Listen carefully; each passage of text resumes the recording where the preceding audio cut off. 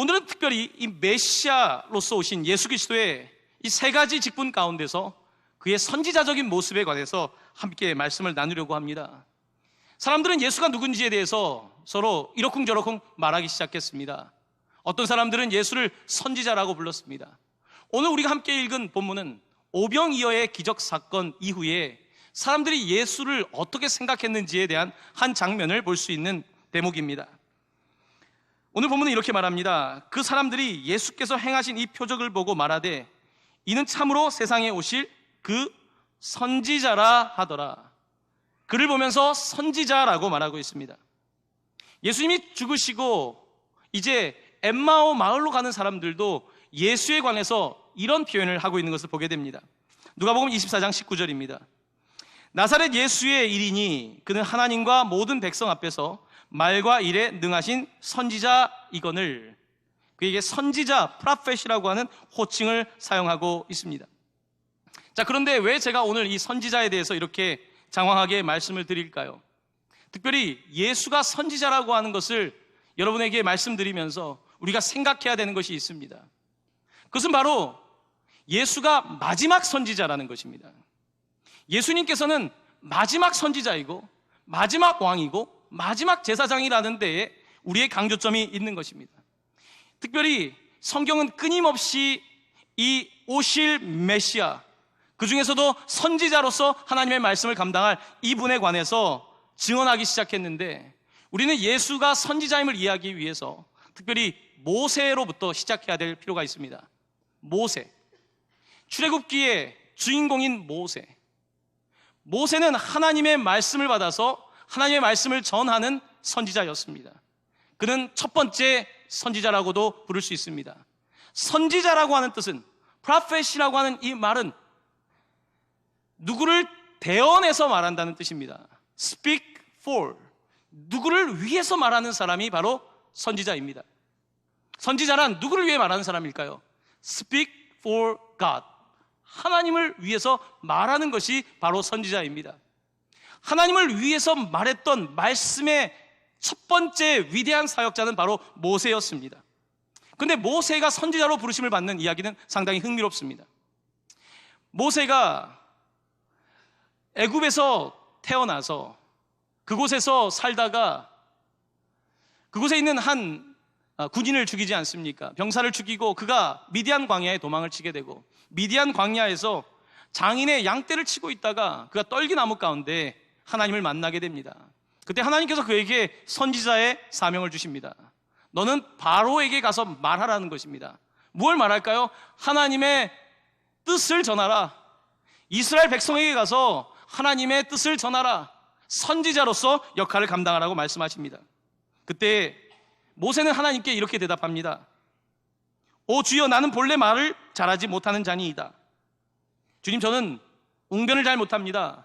나는 말을 시원하게 하는 사람이 아닙니다 라고 핑계를 대기 시작했습니다. 그는 선지자의 역할을 잘못 오해하고 있었습니다. 선지자는 말 잘하는 사람이라고 생각하고 있었습니다. 선지자는 웅변을 잘하는 사람이다, 수사학적인 지식이 있는 사람이라고 생각했던 것입니다. 그런데 하나님께서는 그에게 선지자는 말을 잘하는 사람이 아니라 말을 받는 사람이다, 하나님의 말씀을 받는 사람, 그것을 전하는 사람이라고 말씀하시면서 그에게 대안을 주십니다. 어떤 대안을 주셨을까요? 하나님께서는 말 잘하는 모세의 형 아론을 부르셔서 이렇게 말씀하십니다. 모세에게 주신 말씀입니다. 출애굽기 4장 15절 16절입니다. 너는 그에게 말하고 아론에게 말하라는 뜻입니다. 그의 입에 할 말을 주라. 내가 내 입과 그의 입에 함께 있어서 너희들이 행할 일을 가르치리라. 그가 너를 대신하여 백성에게 말할 것이니 그는 내 입을 대신할 것이요 너는 그에게 하나님같이 되리라. 하나님께서는 말을 못한다는 모세에게 너가 말 잘해서 하나님의 말씀을 감당하는 것이 아니라 하나님께서 주신 말씀을 너가 받으면, 말을 못하면 그 말씀을 아론 형에게 주면 그가 말하게 됨으로써 선지자 역할을 감당하라고 말씀하고 있는 것입니다. 여러분, 이스라엘에게 모세는 가장 위대한 선지자입니다. 모세를 통해서 그들은 하나님의 말씀을 들었습니다. 그가 애굽에 종살이 할 때에 하나님의 부르심을 받고 그들에게 말하기 시작했고, 또한 이스라엘 백성을 이끌고 홍해바다를 지나서 시내산까지 함께 가게 되었습니다. 시내산에서 놀라운 일이 벌어집니다. 하나님의 율법이 시내산에서 주어집니다. 모세를 통해서 하나님의 율법이 너무나 자세하게 주어집니다. 그리고 그 율법을 받은 모세는 하나님께서 주신 말씀을 그대로 그들에게 대언합니다. 그가 선지자의 역할을 감당하고 있는 것입니다. 자, 이렇게 위대한 선지자를 경험한 이스라엘 백성들은 그런데 이제 모세가 나이가 많자 두려워하기 시작합니다. 이제 모세가 없으면, 모세는 가나안 성까지 갈 수 없는데 모세가 없으면 누가 우리를 위하여 하나님의 말씀을 전해줄까? 이런 두려움을 가지고 있었습니다. 그는 가장 위대한 선지자였기 때문에 이스라엘 백성들은 두려워하고 있었습니다. 그의 모습에 대해서 신명기 34장은 가장 위대한 모세에 관해서 이렇게 설명하고 있습니다. 우리 한번 화면을 보면서 한 목소리로 함께 봉독합니다. 그 후에는 이스라엘의 모세와 같은 선지자가 일어나지 못하였나니 모세는 여호와께서 대면하여 아시던 자요. 아멘. 자, 본문을 보십시오. 이스라엘의 모세와 같은 선지자가 일어나지 못하였나니, 모세와 같은 선지자가 일어나지 못했다. 이스라엘 백성들은 이 모세와 같은 선지자를 기다렸습니다. 누가 우리를 위하여 말해줄까? 애굽에 종살이하던 우리를 위해 말해주었던 모세 같은 이가 있을까 두려워하고 있었습니다. 근데 그때 하나님께서 모세에게 놀라운 예언의 말씀을 주십니다. 모세보다 어쩌면 더 위대한 선지자가 오실 것이라고 하는 말씀을 주시는데, 오늘 설교 내용에서 가장 키포인트가 되는 말씀입니다. 신명기 18장 15절 말씀입니다. 우리 화면을 보면서 한 목소리로 함께 봉독합니다. 내 하나님 여호와께서 너희 가운데 너의 형제 중에서 너를 위하여 나와 같은 선지자 하나를 일으키시리니 너희는 그의 말을 들을지니라. 아멘. 자, 오늘 이 말씀을 보십시오. 신명기는 모세가 이스라엘 백성에게 마지막 주었던 고별 설교입니다. 그들은 이제 우리에게 선지자가 없다, 하나님의 말씀이 없다라고 두려워하고 있을 때에 모세를 통해서 주시는 말씀은 너희를 위하여 나와 같은 선지자 하나를 일으키시겠다, 위대한 선지자 모세 같은 인물이 나타날 것이다 라고 말합니다. 제가 유학을 하고 있을 때 저는 유대인들에게 직접 들은 건 아니지만 이런 이야기를 전해 들었습니다. 유대인들은 모세라고 하는 이름을 자녀에게 잘 주지 않는답니다. 가장 위대한 인물의 이름을 쉽게 사용하지 못하는 것입니다. 이스라엘 백성들은 이 모세에 대한 절대적인 믿음을 가지고 있는 것입니다. 율법. 이 율법이라고 하는 것이 모세를 통해 왔기 때문에 가장 위대한 인물인 모세. 그런데 그와 필적할 만한 존재가 있다는 것, 이들은 모세를 기다렸던 거예요. 메시아란 누구인가? 바로 모세와 같은 사람이라고 그들은 기다리고 있었던 것입니다. 자, 그런데 성경은 우리에게 증언합니다. 모세와 같은 이가 오셨다는 겁니다. 자, 사람들은 여기저기에서 예수가 누구인가 할 때에 그를 모세로 혹은 엘리야로, 예레미야로 그에 관하여 이런 말 저런 말을 하기 시작했습니다. 그때 예수님은 바로 이 신명기에 있는 말씀과 자신을 연결시켜서 자신이 스스로 이런 말씀을 하셨습니다. 요한복음 5장 46절입니다. 모세를 믿었더라면 또 나를 믿었으니 이는 그가 내게 대하여 기록하였음이로라. 자, 그가 내게 대하여 기록하였음이라. 신명기의 말씀을 예수님 스스로가 지금 생각하고 계신 것입니다. 모세를 믿었다면 나를 믿었다. 그가 나에 대해서 이미 기록하였다라고 말씀하고 있는 것입니다. 바로 모세 같은 이가 이 땅에 오셔서 말씀을 주셨다는 겁니다. 똑같은 이 본문의 말씀을 사도행전 3장에서 베드로가 설교할 때 정확하게 인용하고 있습니다. 계속해서 사도행전 3장 22절 말씀 함께 봉독합니다. 모세가 말하되 주 하나님이 너희를 위하여 너희 형제 가운데서 나 같은 선지자 하나를 세울 것이니 너희가 무엇이든지 그의 모든 말을 들을 것이라. 아멘. 베드로는 모세를 언급하면서 이 선지자를 주셨다라고 이 유대인들에게, 믿지 않는 이방인들에게 설교하고 있는 것입니다. 자, 제가 왜 이렇게 모세에 대한 이야기를 말씀드리냐면 모세와 예수님 사이에 우리가 반드시 이해해야 되는 공통점이 있기 때문입니다. 한 가지 예를 들면 모세는 시내산에서 십계명을 받았습니다. 산 위에서 계명을 받았습니다. 마태복음에는 시내산에서 받은 계명과 같은 새로운 계명이 있습니다. 그 새로운 계명이 쓰여진 것이 바로 우리가 산상수훈이라고 부르는 것입니다. 산상수훈, 산 위에서 주신 교훈의 말씀입니다. 신의 산에서 모세에게 주신 말씀과 예수님의 산상수훈이 함께 대조를 이루고 있는 것입니다. 그것뿐만이 아닙니다. 구약 성경에 창세기, 출애굽기, 레위기, 민수기, 신명기 5권의 모세 오경, 유대인에게 가장 근간이 되는 5권의 책과 신약 성경에 가장 근간이 되는 5권의 책, 마태, 마가, 누가, 요한, 그리고 예수님의 사역이 전파되는 이야기를 담고 있는 사도행전, 5권의 책이 신약의 토대를 이루고 있습니다. 구약 성경과 신약 성경은 5권의 책이 전반부와 후반부에 대칭을 이루고 있는 것을 보게 됩니다. 무슨 말씀을 드리냐면 유대인들에게 모세라고 하는 인물은 무척 중요한 인물이었다는 것입니다. 예수에게서 모세를 본다는 것은 우리는 유대인이 아니기 때문에 모르는 것이지만 이것은 상상할 수 없는 일입니다. 예수를 모세와 필적하는 사람으로 보고 있는 것입니다. 자, 이렇게 예수는 당시의 사람들의 입술을 통해서 그가 선지자라는 말을 듣게 됩니다. 선지자는 곧 메신저, 말씀을 전하는 분인데 예수님께서 그의 공생애를 시작하면서 첫 번째 주셨던 말씀 속에서 바로 선지자적인, 예언자적인 예수의 모습을 이렇게 기록하고 있습니다. 누가복음 4장 18절에서 19절입니다. 주의 성령이 내게 임하셨으니 이는 가난한 자에게 복음을 전하게 하시려고 내게 무엇을 부으셨다고요? 기름을 부으시고 선지자로서 기름을 부어주시고 나를 보내사 포로된 자에게 자유를, 눈먼 자에게 다시 보게 함을 전파하며 눌린 자를 자유롭게 하고 주의 은혜를 전파하게 하려 하심이라. 전파라고 하는 것은 설교를 말하는 것입니다. 이것을 프리칭, 설교하기 위해서 나를 보내주셨다, 선지자로서의 예수님의 모습을 담고 있는 것입니다. 예수님 스스로도 말씀을 전하는 선지자라고 하는 자신의 역할을 알고 계셨습니다. 마가복음 1장 38절은 설교자이셨던 예수님의 모습을 이렇게 묘사하고 있습니다. 우리가 다른 가까운 마을들로 가자. 거기서도 전도하리니 내가 이를 위하여 왔노라. 내가 다른 마을에 가서도 도를 전한다. 이것은 프리칭, 설교에 관한 원어입니다. 내가 다른 마을에 가서도 설교하겠다, 하나님의 말씀을 가르치겠다. 바로 이것이 예수님의 사역이었던 것을 보게 됩니다. 자, 그렇습니다. 모세와 예수 그리스도는 상당히 많이 일치하는 모습을 가지고 있습니다. 유대인들에게 예수는 메시아가 아닐까라고 생각할 만큼 그의 가르침은 권위가 있었습니다.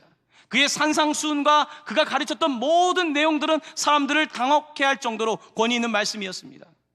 자, 그런데 신약 성경은 예수에 관해서 선지자라고 하는 것을 넘어서서 더욱더 혁명적인, 아주 레디컬한 클레임을 하게 됩니다.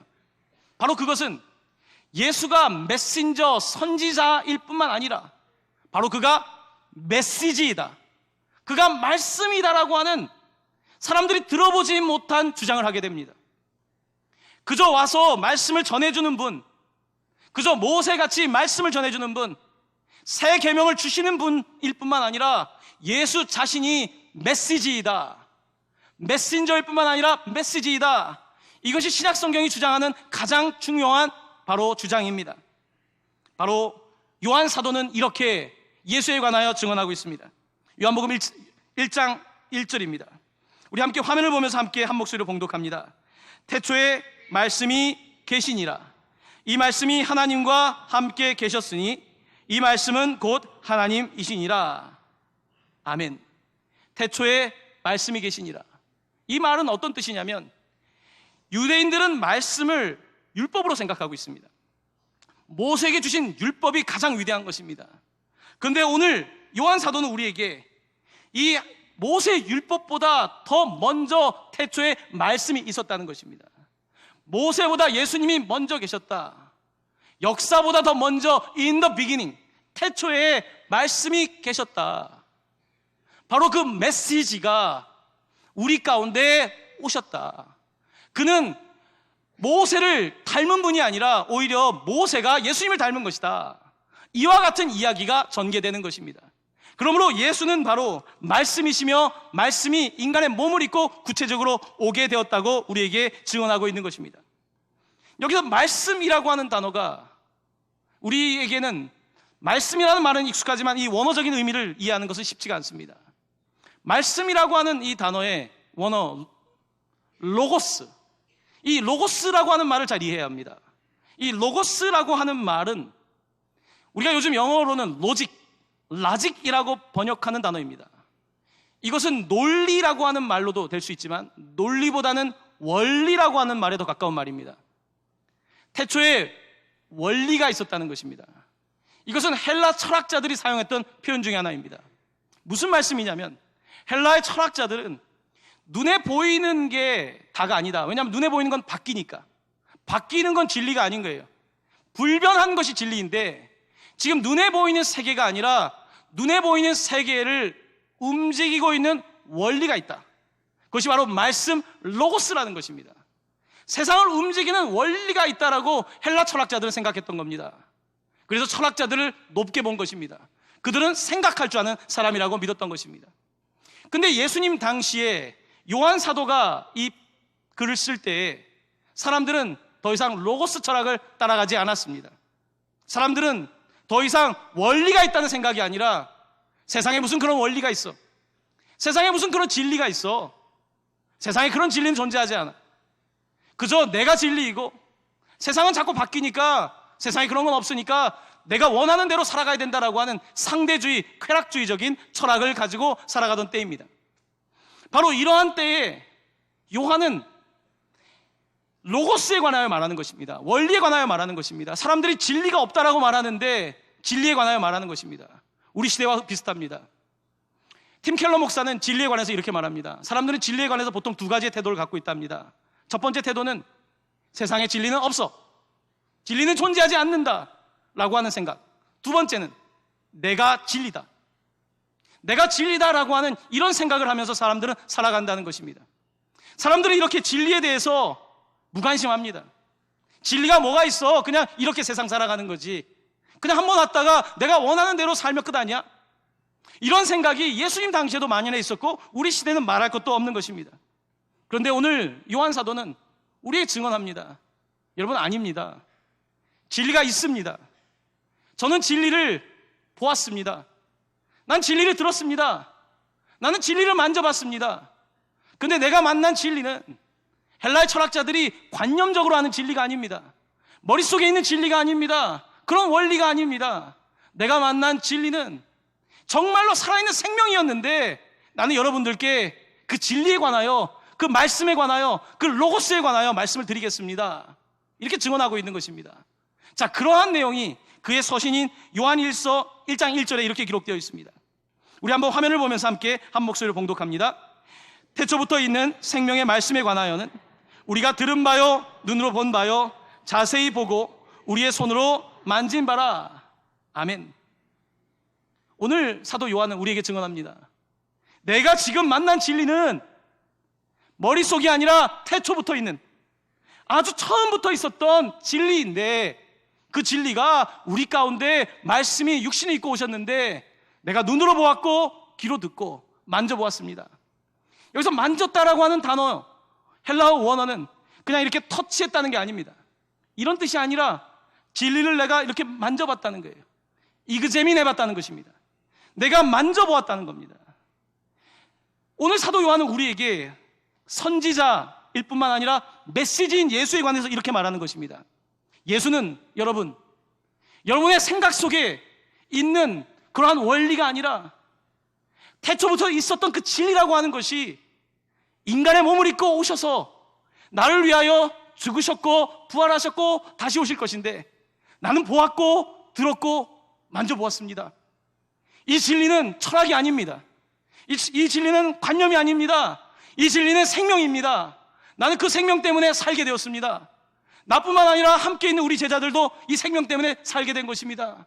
나는 여러분께 이 생명에 대하여 말하는 것입니다. 진리에 관하여 말하는 것입니다. 지금 사도 요한은 그 이야기를 하고 있는 것입니다. 그런데 사람들은 진리를 듣지 못합니다. 왜냐하면 진리를 싫어하기 때문입니다. 진리는 사람을 힘들게 합니다. 정직한 것은 쉽지 않은 것입니다. 여러분, 사람들은 빛을 싫어합니다. 왜냐하면 어둠이 더 좋기 때문입니다. 사람들은 어둠에 가는 것을 더 자신의 본성으로 가지고 있는 사람들입니다. 하지만 말씀이 이 땅에 오셔서 참 빛이 세상에 오셨는데 그 빛을 볼 때에 참된 진리를 깨닫게 되는 것입니다. 그러므로 요한 사도는 요한복음에서 이 진리에 관해서 우리에게 이렇게 증언하고 있습니다.